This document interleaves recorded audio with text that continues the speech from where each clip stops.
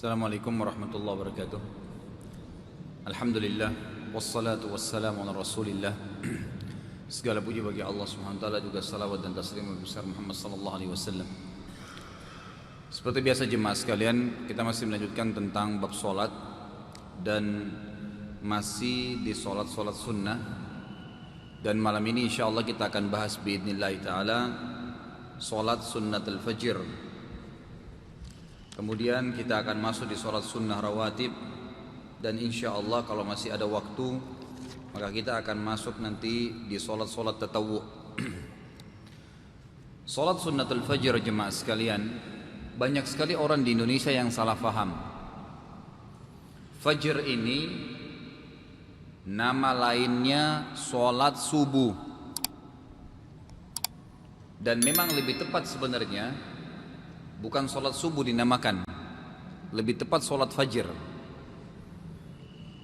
Artinya sholat yang dikerjakan di awal terbitnya fajar. Ada sholat sunnahnya, dikenal dengan sunnatul fajr. Yang saya katakan banyak orang keliru di Indonesia, mereka coba melakukan sholat sunnatul fajr ini sebelum azan subuh. Ini salah sekali. Karena tidak ada jemaah sekalian sholat yang dianjurkan sebelum azan subuh kecuali tahajud dan sholat witir saja. Kalau sholat sunnatul fajr itu memang dikerjakan antara azan dan iqamah sholat fajrnya atau sholat subuhnya. Sekali lagi perlu diperhatikan, ini adalah sholat fajr dikerjakan antara azan dan iqamah subuh. Hukumnya adalah sunnah yang sangat dianjurkan atau muakkadah, dan tingkatannya sama dengan sholat tahajud dan witir dari sisi fadilah. Di sisi Allah Subhanahu wa taala sangat besar, karena ia merupakan permulaan sholat siang hari bagi seorang muslim. Karena begitu tiba terbitnya fajar, yang paling pertama dikerjakan adalah sholat ini, baru sholat fajrnya, sholat subuh. Kemudian baru setelah terbit matahari secara terang baru duha. Sedangkan sholat witir yang kita bahas pada pertemuan yang lalu merupakan penutup sholat malam. Nabi SAW menguatkan perilaku atau fadilah daripada kedua sholat ini, terutama sunat fajr, dari tindakan beliau, di mana beliau SAW senantiasa memeliharanya dan tidak pernah meninggalkan sama sekali, baik dalam keadaan safar ataupun mukim. Dan beliau bersabda dalam hadis yang sahih riwayatkan oleh Imam Muslim, rak'atal fajr khairu minad dunya wa ma fiha. 2 rakaat salat sunnah fajr lebih baik daripada dunia dan seluruh isinya.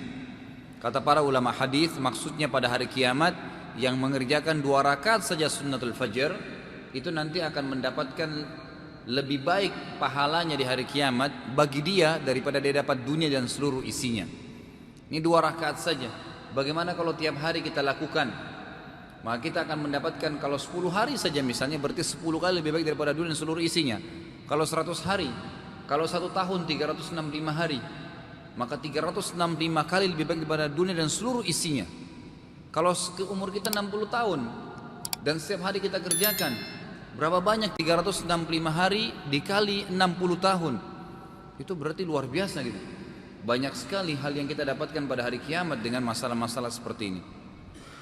Lalu dikatakan, Nabi SAW bersabda dalam hadis riwayat Imam Ahmad dan Abu Daud dengan sanad yang sahih, la tad'u rak'atil fajr wa in taradatkumul khail. Janganlah sekali-kali kalian meninggalkan 2 rakaat sunnatul fajr sekalipun kalian sedang dikejar oleh kudanya musuh. Janganlah kalian tinggalkan salat sunnatul fajr sekalipun kalian sedang dikejar dengan kudanya musuh. Tetap disuruh kerjakan. Makanya Nabi SAW, walaupun dia jemaah sekalian lagi musafir, tetap sholat sunnatul fajr. Tentu kalau kita bicara sunnatul fajr, kita juga akan bicara fajrnya, sholat subuhnya. Sholat subuhnya lebih luar biasa lagi, gitu kan? Karena Nabi SAW, siapa yang sholat fajr, sholat sunnatul fajr, apa maksudnya sholat fajr, sholat subuh berjamaah di masjid, maka dia akan mendapatkan lindungan Allah sampai malam, dijamin, fi zimmatillah, artinya di naungan Allah. Allah lindungi dari masalah, dari musibah, dari apa saja. Dan siapa yang sholat isya berjamaah di masjid, maka dia akan dibawa lindungan Allah sampai subuh. Jadi dijaga itu, jangan sampai disia-siakan. Kalau bukan Anda, maka tidak ada orang lain yang bisa. Tidak mungkin ada orang yang bisa menarik tangan Anda. Saya cuma bisa berteriak-teriak di mic mengingatkan Anda, tapi kalau Anda tidak mau, tidak akan bisa. Dan ingat, buku amal Anda jemaah sekalian, Anda sendiri yang isi, bukan saya. Kalau Anda tidak bergerak mengisinya, maka tidak akan pernah terisi dari amal soleh, dan Anda akan menyesal pada hari kiamat. Jangan sia-siakan. Kadang-kadang subhanallah, Allah mengingatkan diri kita melalui lisan orang lain. Mungkin sekarang saya bicara mengingatkan Anda dari Allah subhanahu wa ta'ala, agar Anda mau bergerak untuk beribadah. Karena kalau tidak, Anda rugi sendiri. Jangan terus-menerus lalai menyanyiakan waktu, perbanyak ngisi dengan ibadah. Kalau orang mengerjakan sholat sunnatul fajr, saya katakan tadi antara azan dan iqamah. Tapi ada hal yang penting di sini jemaah sekalian. Anda tidak boleh mengerjakan sunnatul fajr ini kalau sudah diiqamahkan sholat subuh, sholat fajr. Ingat, ini banyak sekali jemaah kita di Indonesia melanggar.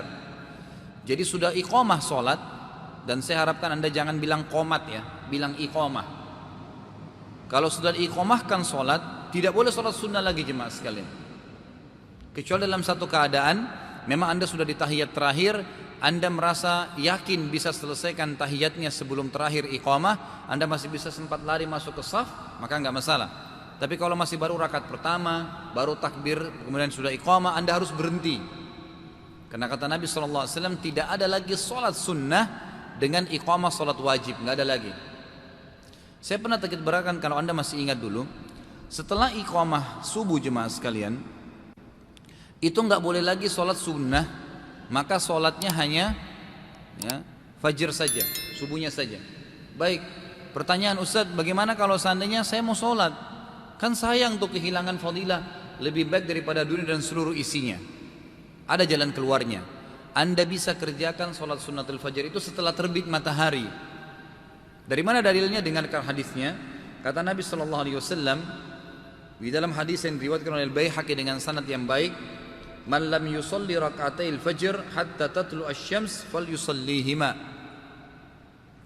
Barang siapa yang belum mengerjakan 2 rakaat sholat sunnatul fajr hingga terbit matahari, hendaklah ia mengerjakan setelah matahari itu terbit. Dan juga dalam riwayat yang lain dalam Bukhari, Nabi SAW pernah tertidur dalam satu perjalanan atau dalam satu peperangan. Dikatakan Rasulullah SAW dan para sahabatnya tertidur pulas dan tidak bangun hingga matahari terbit. Maka beliau bergeser sedikit dari tempat mereka, dan Rasulullah SAW memerintahkan kepada Bilal supaya mengumandangkan azan. Lalu beliau mengerjakan 2 rakaat sunnatul fajr setelah terbitnya matahari, lalu menyuruh Bilal untuk iqamah dan mendirikan sholat fajr setelah terbitnya matahari. Jadi 2 riwayat ini menjelaskan bolehnya mengerjakan sunnatul fajr sebelum sholat duha di waktu terbit matahari, agar tidak kehilangan fadilah daripada dunia dan lebih baik daripada dunia dan seluruh isinya. Kemudian tata cara pengerjaan sholat sunnatul fajr ini sekali lagi dikerjakan antara azan dan iqamah subuh, dan disunnahkan membaca di rakaat pertama setelah Al-Fatihah adalah Qul ya ayyuhal kafirun atau surah Al-Kafirun, dan di rakaat kedua membaca Al-Fatihah dengan Al-Ikhlas. Ini juga disunnahkan Anda baca di 2 rakaat tahiyat masjid. Disunnahkan juga Anda membaca 2 surah ini, Al-Kafirun dan Al-Ikhlas, dipartnerkan di belakang makam Ibrahim. Disunnahkan juga dibaca salat ba'diyah ya, maghrib, disunnahkan membaca 2 surah ini. Kemudian dikatakan sesuai dengan dalil yang dikatakan oleh Aisyah radhiyallahu anha dalam riwayat Imam Muslim, karena Rasulullah SAW yaqra fi raka'atil fajr Qul ya ayyuhal kafirun wa qul huwallahu ahad wa kana yusirru bihima. Rasulullah SAW biasa membaca di dalam 2 rakaat sunatul fajr setelah Al-Fatihah Al-Kafirun, serta setelah Al-Fatihah rakaat kedua Al-Ikhlas. Dan beliau membaca keduanya dengan suara yang pelan, artinya tidak mengeraskan suara, tapi sir, ya, terdengar. Juga dianjurkan agar sholat sunnatul fajr ini diringankan sholatnya. Tapi kalau saya lihat sih sholat kita di Indonesia ini sudah super ringan, ya, luar biasa sholatnya. Allah Akbar selesai, gitu kan. Tadi saya baru sholat duhur di masjid. Sebelum sholat saya kebetulan tidak ada muadzinnya, saya azan. Kemudian ada orang masuk, dia sholat sebelah saya, sholat sunnah. Mungkin saya belum selesai baca Al-Fatihah, dia sudah rakaat kedua barangkali. Cepat sekali gitu. Saya sampai terganggu di sebelah saya pas sholat. Allah Akbar. Ini baca apa ini? Gitu. Apa yang dibaca? Terus kemudian mau dapat kesehatan, kekuatan, rezeki segala dari Allah dengan cara begitu sholatnya. Gimana caranya? Coba kalau suruh dia menghadap ke bupati atau gubernur, masa dia gitu caranya? Ya kan? Ngawur, sembarangan gerakannya, bacaannya kacau balau, nggak bisa. Baca, kalaupun buru-buru, baca satu kali saja memang. Subhana rabbiyal azim, tapi baca Subhana rabbiyal azim. Baru angkat kepala. Minimal itu. Kalau ada orang ruku, Subhana rabbil azimnya itu baca pada saat berdiri mau i'tidal. Sebelum sami Allahu liman hamidah, Subhana rabbil azim di atas. Gimana caranya? Enggak ketemu gitu. Ya, jadi harus lebih dijaga masalahnya. Apalagi memang pahalanya sangat besar. Sekali lagi, amal soleh yang Anda kerjakan dan Anda sia-siakan atau Anda kurangi kualitasnya, Anda akan menyesal sendiri karena tidak bisa diulangi. Nggak bisa diulangi. Jadi sekali saja itu. Sebagian ulama hadis mengatakan ini menandakan orang mukmin dituntut untuk selalu berkualitas. Karena pada saat dia lagi puasa, dia puasa betul-betul, dia puasa, dia jaga diri dari segala hal supaya maksimal pahalanya. Pada saat dia lagi sholat maksimal, dia lagi mengaji maksimal, dia lagi zikir maksimal, semua maksimal, gitu kan? Dia kerjakan. Sebagaimana sabda Nabi SAW dalam hadis sahih riwayat Abu Daud, Inna Allah yuhibbu min abdin idza amila amalan an yutqinahu. Allah cinta seorang hamba yang kalau dia buat satu perbuatan, dia menguasainya. Dia profesional, maksimal dalam mengerjakan apa yang sedang dia kerjakan.